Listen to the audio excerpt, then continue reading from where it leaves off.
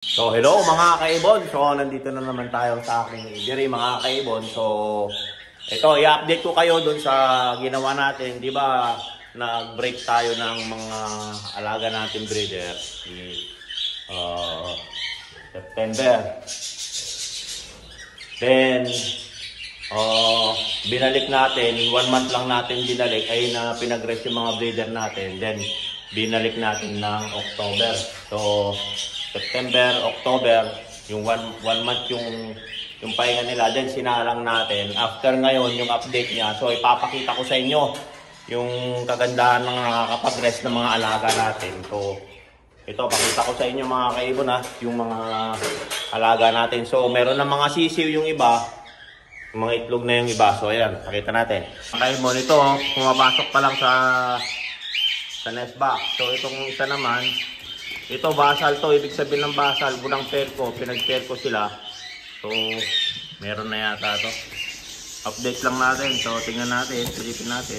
Medyo mahilap yun, ayun. Meron ng 3 mga kaibon. Sa mga kits, marami na rin yan. May kargado, kaso lang di tayo nagpapahinga sa mga kits at body. So, update lang dito tayo sa ito, bagong pares lang pala to. Yung bagong posto. So, tingnan natin dito sa taas. Ayan, tingnan natin. Kasi meron din yung mga to meron ng laman to.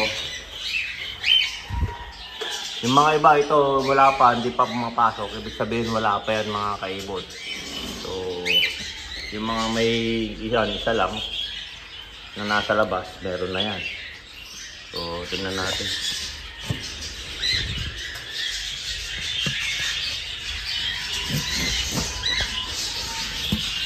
Ayun, meron na rin mga kaibon, no? 3. So, dito sa kabila.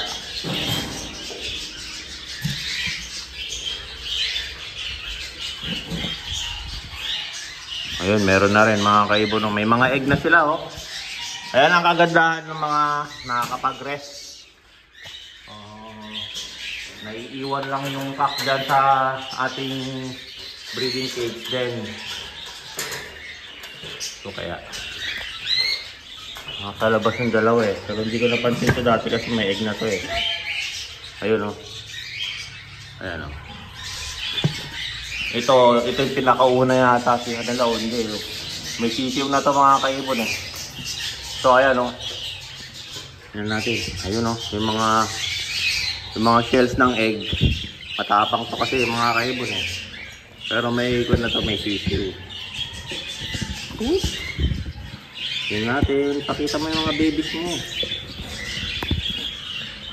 Ayaw niyang pakita. Ayan mga kaibon Kaya sarket ng kagat niya aray ko. Ayan mga kaibon. So ayan. Meron na siyang sisiw. Saddleback yan mga kaibon. Split follow.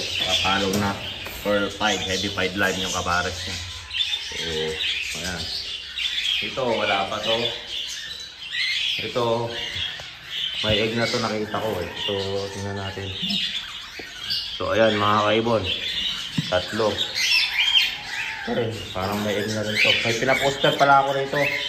So, ayan meron na rin mga kaibon. Pinaposter ko yung 2 egg dyan. So, ayan.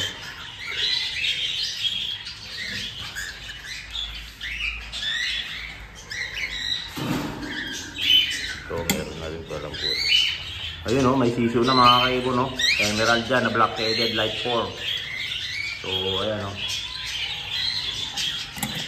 May mga egg na kasi yung ibang mga kaibon. So, silip-silipin lang natin para makita nyo. Kaya lang update ko dito sa egg yan So, emerald din. May egg na rin to, alam ko. Ayun meron Ayan mga kaibon So ito may sisiw na to. So kita ko sa inyo. Ayan So ayan, isang heavy pied saka isang follow. Hindi pa alam kung ano. So ayan mga kaibon, mga heavy pied line yan.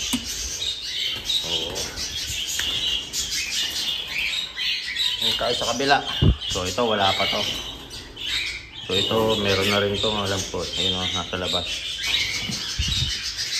Ayan o. Apat. Ito bagong kwan lang to. 2 linggo ko pa lang sinalang pero may egg na ako kahapon nakita eh. Ayun o, 2 na o. Kaibon, 2. So, ayan mga kaibon. Ito kasi kagandahan nito. Nakakapag-rest yung ibon. Iniiwan mo lang din talaga yung mga cock dito sa breeding cage. Para, tapos i-condition mo na rin yung ito, meron din mga kaibon. Ayun o. Kitang kita. So, iiwan mo na lang yung breeding cage nila. Sa taas natin para makita natin. Ito meron na rin to eh. Isang double factor saka silver na double factor na palo saka isang white face gray pearl na split ng palo silver light. So meron na rin sila fertile. 4 ay 3. So ito yung pinakauna mga kaibon. Ito hindi ko inalis kasi nakababa na yung itong kagandahan nito, pag-condition talaga yung ibon. Nakababa na yung sisiw. Ayan, malalaki na sila. Nakapagpisa na naman. So ito yung pinakauna. Ayan o. Ayan, may sisiw na naman sila o. Pakita mo be. Yan. O, ayan o, 3. Silver. Isang single factor na silver, saka isang single factor na palo yung tatay nila. So ayan mga kaibon. So dito rin lubos-lubosin na natin, iakyat na natin para makita nyo. So dito tayo sa taas kasi.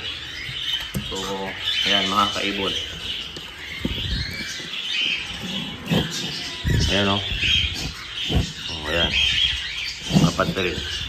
So isang single factor na hen silver follow line, split ng follow yung hen, saka isang silver follow, single factor din. So ayan mga kaibon. So ganun din dito. So single factor na split follow, saka pastel na gray follow. So meron na yata ito. Nakita ko parang meron na ito. Ayan o. Ayan 3. Bagong pisa pa lang yung isa. So ayan mga kaibon. So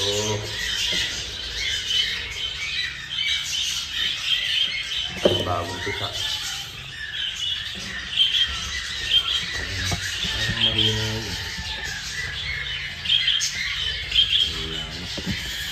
Ayan mga kaibon.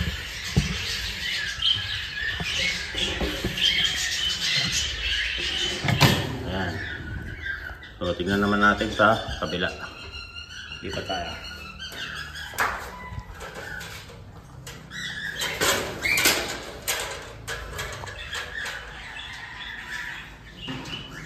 So ito parang may pakita ko na yata ito. Pakita na natin ito. Saka ito, hindi pa. Ito. Ayun, ipapakita natin ito. Yung kanina. Ito yung last pala. So itong last, bagong pares lang to, kahapon ko lang nilagay. So wala pa yan. So itong 2, parang meron na to. Isang heavy pied na follow, saka isang heavy pied na split follow. So yan, meron na rin to. Pumasok na, tingnan natin. O ayan o. 3 yung egg niya. Then ito, isang clear pied. So ayan mga kaibon. Clear pied na split ng follow, saka isang heavy pied. Tingnan natin kung may egg ka na. Parang mayroon yata. Wala pa, mangingitlog pa lang mga kaibon. Meron na yata eh. Ito meron na. Ayan, isa. So ayan. Ayan mga kaibon. So ayos. Successful yung pagpapahinga natin. May mga sisis saka mga egg na. So ayan mga kaibon, nakita nyo yung aking mga alaga dito sa aking aviary. Yan po yung update dito sa aking aviary. Successful yung mga pinagpares ko at mga breeder ko na pinagpahinga. So ayan mga kaibon, don't forget to subscribe my YouTube channel, Warren Palakpak Kaibon, at ang aking Facebook page, Warren Palakpak Kaibon, at ang aking Facebook, Warren Palakpak, Mr. Tigasin. So hanggang sa muli mga kaibon, paalam!